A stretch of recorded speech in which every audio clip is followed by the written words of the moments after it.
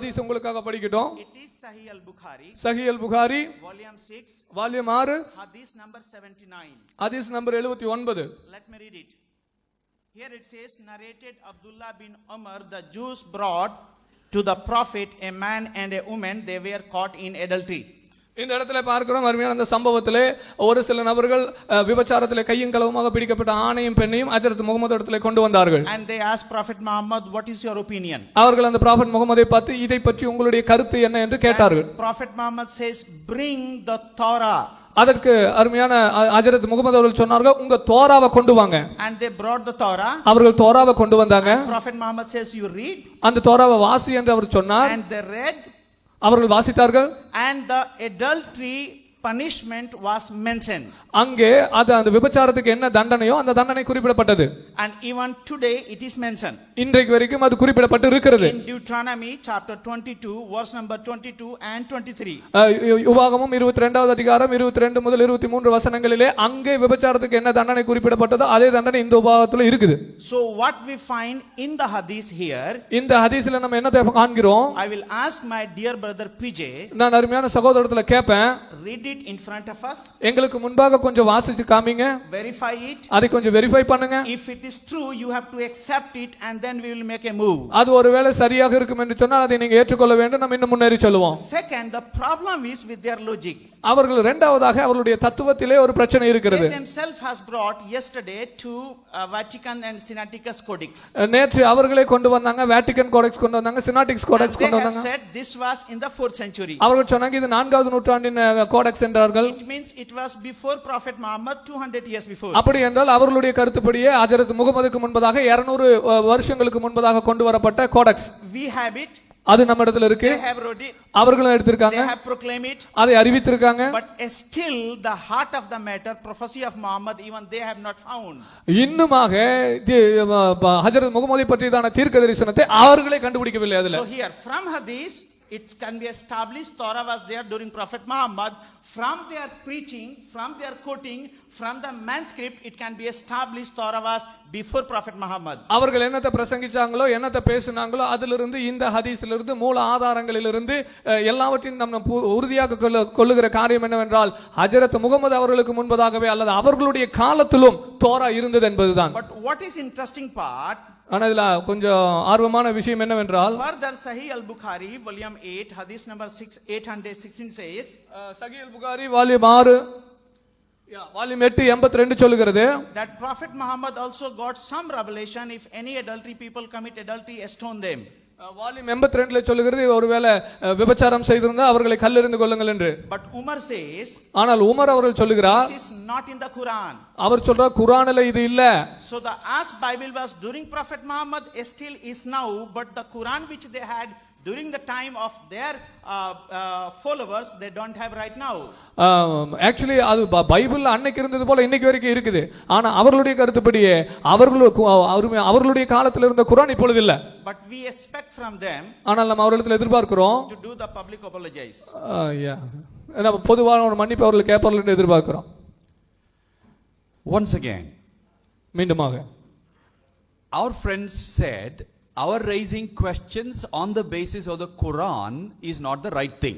அவர்கள் சொன்னாங்க குர்ஆனுடைய அடிப்படையில் நீங்க கேள்வி கேட்கிறது ஒரு சரியான காரியம் அல்ல என்று சொன்னார்கள். We should raise them only next weekend, they said. அவங்க சொன்னாங்க அடுத்த வாரத்துல தான் நீங்க இதை பத்தி கேள்வி கேட்கணும். Because today the topic is the Bible God's word? இன்னைக்கு உள்ள தலைப்பு பைபிள் இறைவனுடைய வேதமா வார்த்தையா என்பதுதான். Once again, it's very clear that they have not followed the logic of the debate, logic of the argument right from yesterday. நேற்றிலிருந்து இப்போ வரைக்கும் விவாதத்துக்குரியதான தத்துவத்தை அவர்கள் கடைபிடிக்கவில்லை என்பது தெள்ள தெளிவாகிறது. We are here to debate TNTJ friends. நாம இங்க வந்திருக்கிறது TNTJ நண்பர்களோடு கூட விவாதிக்கிறதுக்கு தான். They are Muslim friends. அவர்கள் இஸ்லாமிய நண்பர்கள். And now I would like to ask PJ sir, நான் PJ சார் இடத்துல கேட்க விரும்புகிறேன் a couple of questions. ஒரு சில கேள்விகளை.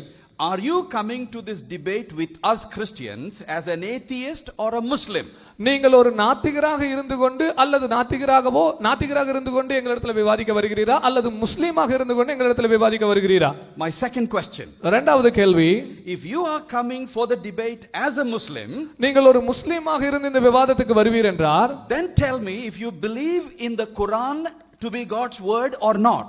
குர்ஆன் இறைவனுடைய வார்த்தை என்பதை நீங்கள் விசுவாசிக்கிறீர்களா அல்லது இல்லையா?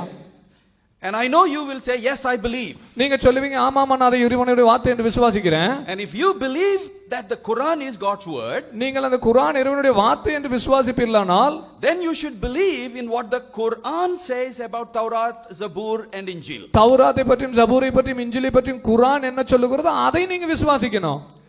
I was trying to quote in the morning, but my time was over. I will read it out now. இப்போ நான் அந்த காரியத்தை குறிப்பிடுவேன்.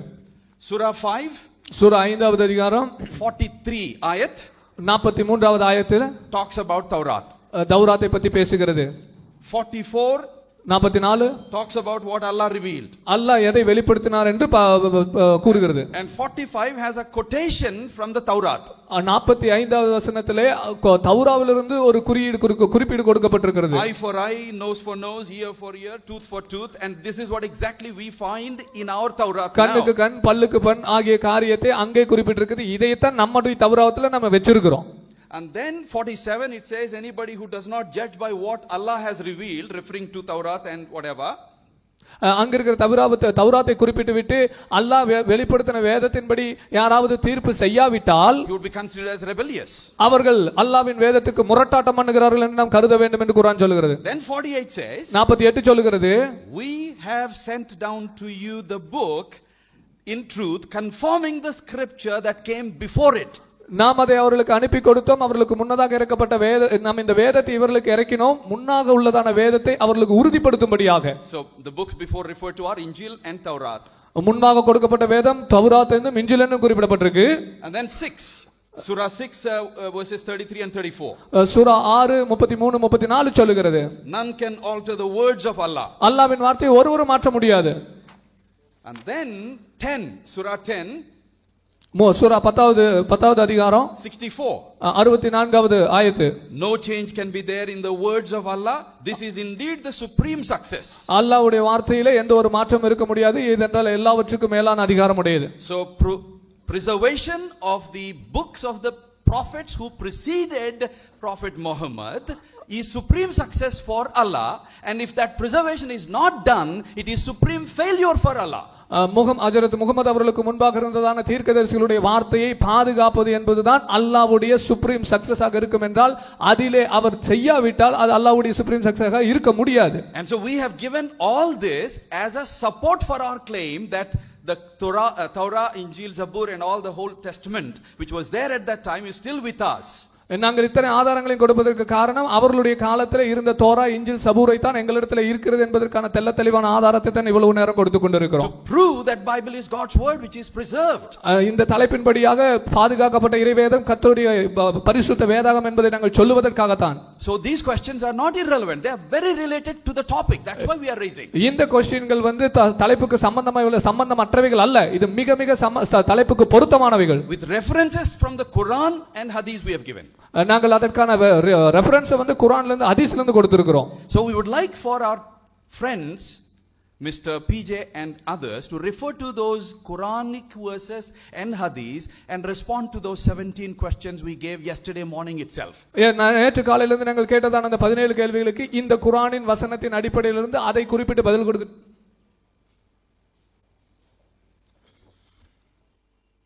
அஸ்ஸலாமு அலைக்கும் வரஹ்மத்துல்லாஹி வபரகாத்துஹு.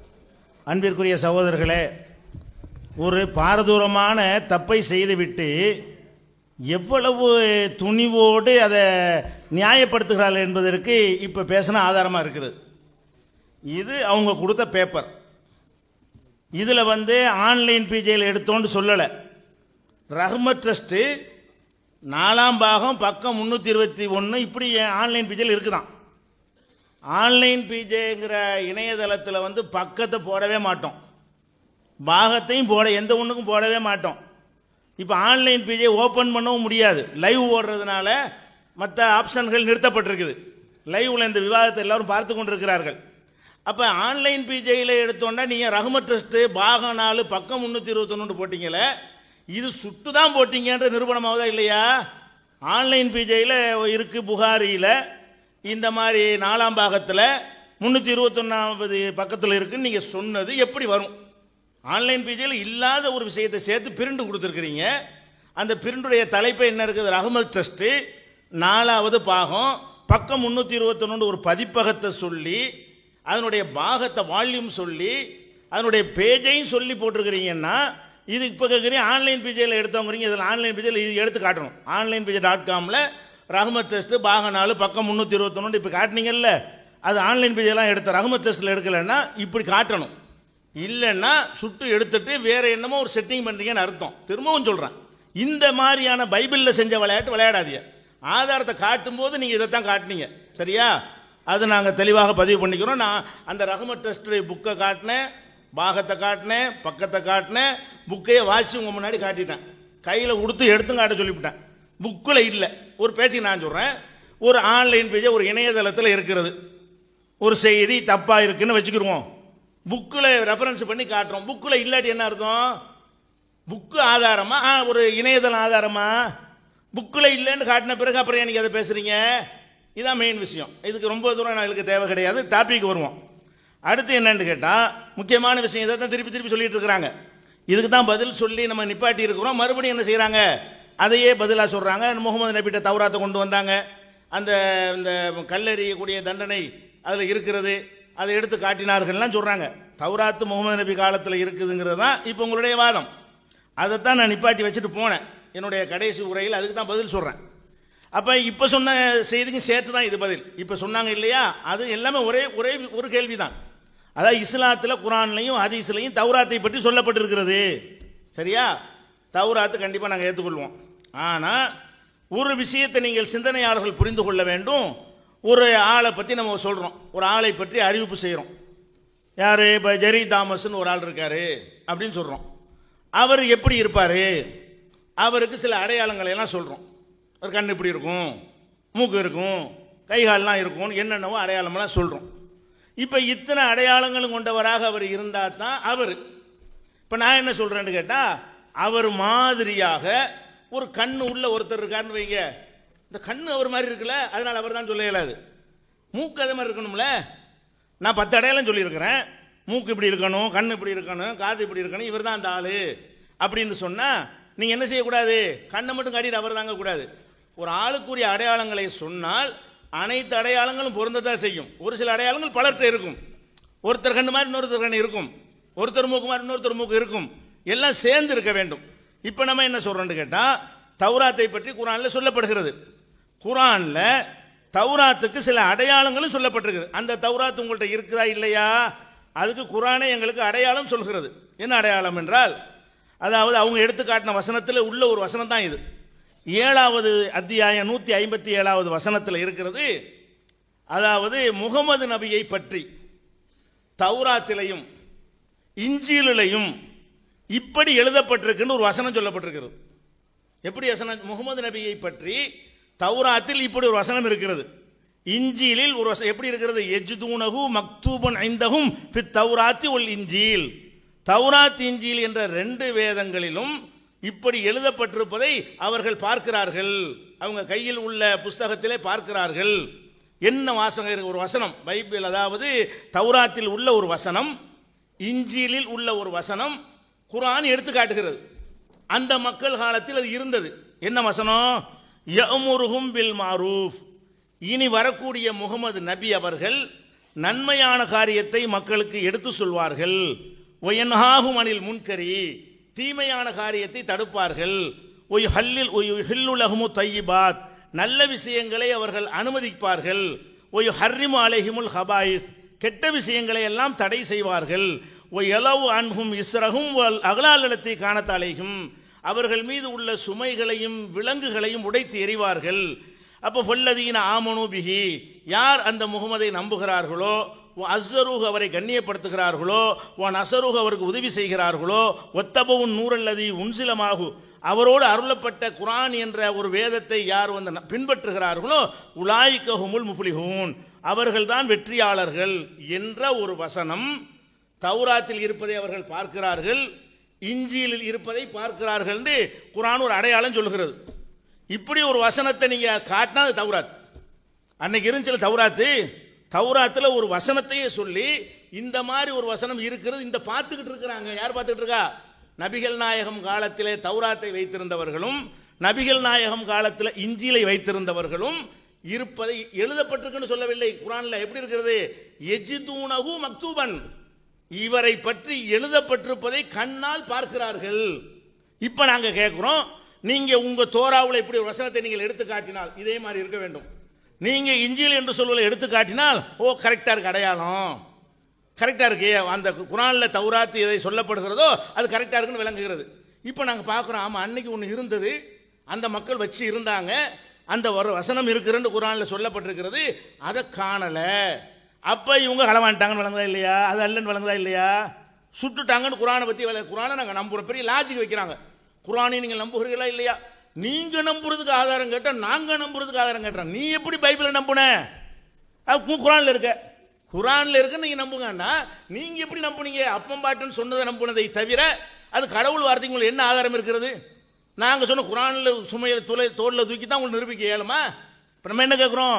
அடையாளம் நம்பர் 1 குர்ஆன்ல சொல்லப்பட்டிருக்கிறது, தௌராத்தில் இப்படி ஒரு வசனம் இருக்கிறது, இஞ்சிலில் இப்படி ஒரு வசனம் இருக்கிறது என்றால் நீங்கள் புதிய ஏற்பாட்டிலையும் பழைய ஏற்பாட்டிலையும் இந்த மாதிரி ஒரு வசனத்தை காட்டிட்டீங்கன்னு சொன்னா அதுதான் தௌராத் என்று நாங்கள் ஒத்துக்கொள்கிறோம். காட்டல என்று சொன்னா இது வேற அது வேற, குர்ஆனை கொண்டே நிரூபிக்கிறேன். நிறைய இருக்குது. நீங்க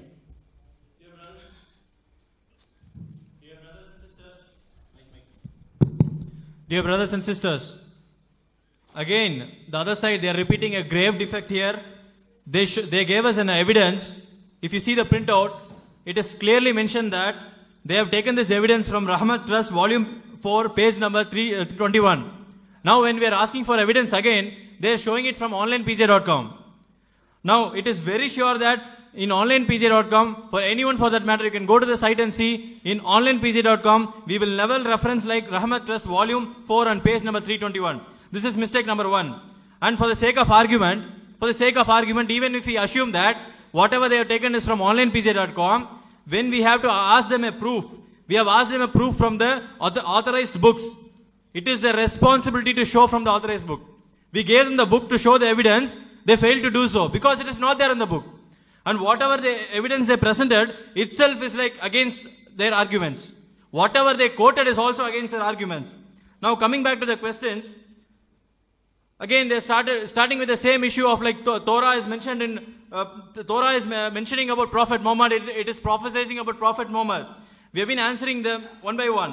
Now, for example, if I have to describe a person, for example, let's take Mr. Jerry Thomas. If I have to describe him, if I have to say that somebody is like Jerry Thomas, I will have to exactly say all the signs, exactly say all the characteristics of Jerry Thomas and say he'll be so and so. Rather, if I simply say that the eyes of Jerry Thomas was similar to this, you see the difference? That is how they are quoting their argument. If you see the Quran, chapter 7, verse 157, it says very clearly, it gives a description of Torah. It also speaks about Torah. At the same time, it is very clearly stating that what all characteristics, what all descriptions it should hold. If you see Quran, chapter 7, verse 157, it is giving a definition of Torah. Now we are challenging them to show the same definition, if it is present in the Torah, what they claim to have. They are claiming the Old Testament as Torah. We want them to show a similar verse from Torah, stating that this is exactly resembling the way how it is written in Quran, how it is prophesied in Quran.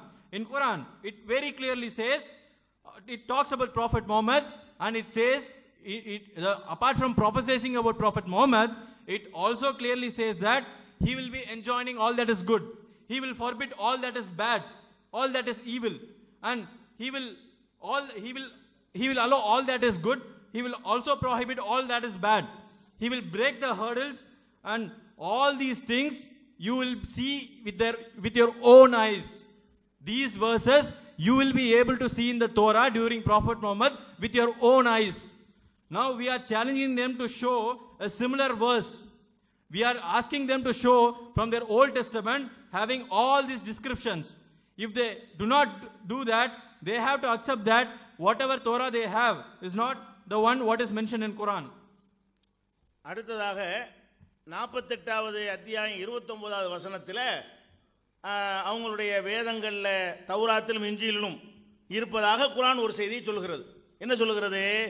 எதிர்காலத்தில் ஒரு தூதர் வருவாரு, அவருக்கு உதாரணம் கசர் எப்படி இருக்குன்னா, மசலுகும் ஃபித் தௌராத்தி ஓ மசலுகும் fill இன்ஜீல், தௌராத்திலையும் இன்ஜீலிலையும் இவர்களுக்கு உதாரணம் சொல்லப்பட்டிருக்கிறது. முகமது நபியுடைய சமுதாயத்திற்கு ஒரு உதாரணம் சொல்லப்பட்டிருக்கிறது. கஸர்இன் அஹ்ரஜ ஷத்அஹு, ஒரு பயிர், ஒரு கதிர் தன்னுடைய கதிர்களை முளைக்க செய்கிறது, ஆழமாக பதிகிறது, உறுதியாக நிற்கிறது. அதை பார்ப்பவர்கள் எல்லாம் வியந்து பாராட்டுகிறார்கள். இது எதிரிகளுக்கு ஒரு அச்சத்தை உண்டாக்குகிறது.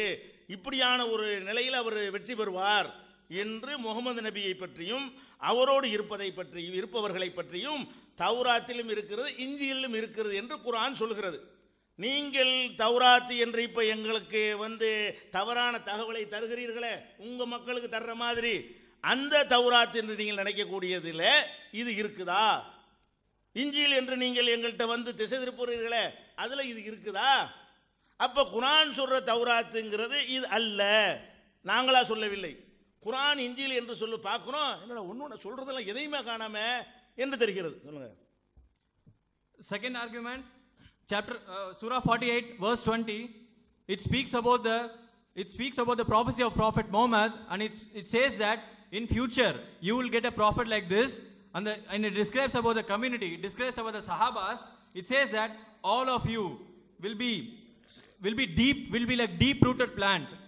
Now we are challenging them to show that are you able to produce one evidence from your so-called Torah, the one which you have with you, that it is having a similar verse like the one how it is mentioned in Quran? Unless you fail to do so, the Torah and Injil mentioned here is not the one what you hold in your hands. அடுத்ததாக இந்த முக்கியமான பிரதானமான அடையாளம் பல வசனங்களில் சொல்லப்பட்டு அவங்களும் வாதத்தில் எடுத்து வைத்தார்கள். குர்ஆன் என்பது தௌராத்தையும் இஞ்சிலையும் மெய்ப்பிக்கிறது. முசத்திகன் லிமா பைன எதைஹி, முன்னாடி உள்ள அந்த ரெண்டு வேதங்களையும் இது மெய்ப்படுத்த வந்திருக்கிறது என்று இருக்கிறது. அப்ப இது முக்கிய அடையாளம். குர்ஆன் என்ன கான்செப்டை உலகத்துக்கு சொல்கிறதோ அதைத்தான் தௌராத்து சொன்னது, அதைத்தான் இஞ்சில் சொன்னது. அது முக்கியமான கான்செப்ட் என்ன? கடவுள் ஒருவன், மூணு அல்ல, கடவுளுக்கு மகன் அல்ல. இப்படி சொன்னாதான் அது இஞ்சில், இப்படி சொன்னாதான் அதுக்கு பேர் தௌராத். தௌராத் என்ன சொல்லணும்? குர்ஆன் சொல்வதை மெய்ப்பிக்க வேண்டும். அதை பெரிய ஆதாரமாக எடுத்து உங்க குர்ஆனை மெய்ப்பிக்கும் சொல்லப்படுங்க. எதை மெய்க்கிறது? குர்ஆன் அப்புறம் படிங்க, ஒவ்வொரு கொள்கையாக எடுப்போம். அதெல்லாம் எதிர்ப்பா இருக்கா, ஒத்து இருக்குதா? எதிர்ப்பா இருப்பது எப்படி தௌராத்தா இருக்க முடியும்? ஒத்து இருக்கிற தௌராத்துன்னு குர்ஆன் சொல்லுகிறது. அது ஒத்து இருக்க வேண்டும். நீங்க உங்கள் திருநீட்டி இருக்கக்கூடாது, ஒரு கடவுள் இருக்க வேண்டும், கடவுளுக்கு மகன் இல்லை என்று இருக்க வேண்டும். அதெல்லாம் இருக்குதா? தீண்டாமை இருக்குத, அவன் வரக்கூடாது, இவன் சொரியன் வரக்கூடாது, ஊனமுற்றன் வரக்கூடாது, விஜை நசுங்கியவன் வரக்கூடாதுன்னு எழுதி வச்சுக்கிறீங்களே, அப்படி குர்ஆன்ல அது மாதிரி கான்செப்ட் எங்க குர்ஆன்ல இருக்கிறதா? அதே மாதிரி பிறவி பாவம் இருக்குதா? ஒருத்தன் பாவத்தை ஒருத்தன் சுமக்க முடியாது என்று குர்ஆன் சொல்கிறது. நீங்க யாரோ செஞ்ச பாவத்தை யாரோ சுமக்கிறார் என்று சொல்கிறீர்கள், யாருடைய பாவத்துக்கு யாரோ பலியானார் என்று சொல்கிறீர்கள். இந்த கான்செப்ட் அடிச்சு நொறுக்குகிறது குர்ஆன். அப்ப குர்ஆனுக்கு எதிரான ஒரு சித்தாந்தம் குர்ஆன் சொல்லக்கூடிய தௌராத் எப்படி இருக்கும்? ஒரு இறைவனிடம் இருந்து வந்த ஒரு செய்தி, ஒரு கருத்தை தானே சொல்லணும். அப்ப குர்ஆன் பெரிய அடையாளமாக சொல்கிறது, முன் உள்ளதை மெய்ப்பிக்கும். தௌராத்தை குர்ஆன் மெய்ப்பிக்கும், குர்ஆனை தௌராத் மெய்ப்பிக்கும், இஞ்சிலை குர்ஆன் மெய்ப்பிக்கும், குர்ஆன் இஞ்சிலை மெய்ப்பிக்கும். அப்ப இப்படியான ஒரு வேதம் அன்றைக்கு இருந்தது. நீங்க இப்ப காட்டினார்ல லிஸ்ட் போட்டு, நீங்க 16ஆம் நூற்றாண்டுல, 16 நூற்றாண்டு 400 வருஷத்துக்கு பிறகு, முன்னாடி 19ஆம் நூற்றாண்டு 100 வருஷத்துக்கு முன்னாடி எடுத்து வச்சுக்கிட்டு இது 400 வருஷத்துக்கு முந்தினது, இது 1000 வருஷத்துக்கு முந்தினதுன்னு என்ன செய்றீங்க? நீங்க சொல்லிக் கொண்டிருக்கிறீர்கள். இதுல இருக்கே தவிர இது எப்படி தௌராத்தா இருக்கு, இது எப்படி இஞ்சிலா இருக்கு? நீங்க எடுத்ததை போன நூற்றாண்டுல எடுத்திருக்கிறீங்க, 100 வருஷத்துக்கு முன்னாடி எடுத்திருக்கிறீங்க. 19ஆம் நூற்றாண்டுல 16ஆம் நூற்றாண்டுல கண்டுபிடிச்ச மூலப்பிரதி எடுத்தா 400 வருஷத்துக்கு முந்தி எடுத்திருக்கிறீங்க. அப்ப நபிகள் நாயகம் அதுக்கு முந்தின நாள்ல, அதுக்கு முந்தி உள்ள மிஸ்ஸிங் இப்பதான் எடுத்திருக்கிறீங்க. Similarly, if you see, they have quoted another other verse from Quran wherein it is clearly mentioned in the Quran that Torah and Injil will confirm what Quran says. But if you read the teachings of Quran, it will be very totally contradicting each other. If it is prophesied that Torah and Injil will be confirming Quran, the very Quran preaches about believing in one God, monotheism. But it does not preach that God is having a son. It does not preach about Trinity. Number 2, Quran is against untouchability. But the Leviticus, whatever we gave, the so-called Old Testament you hold now, it is preaching untouchability. Now, coming to sin and salvation, about sin, Quran very clearly defines that one cannot be held for another sin. Another person committing sin, one cannot hold it. So it is also clearly saying that, it also affirms that Quran is not in sync with what Torah and Bible is. Bible and Torah are corrupted, but Quran has all these principles which you will not find any long. Apart from that, in 16th century and 19th century proofs, whatever we have produced, all these are proving that all these are after Quran was revealed. Now how can you take this as an evidence and say that this was talking about Quran? The books whatever you described after the 16th and 19th century, with that you cannot make strong arguments here. அடுத்ததாக முக்கியமானது இஞ்சிலுக்கு வருவோம். இஞ்சில பற்றி சொல்லியிருக்கிற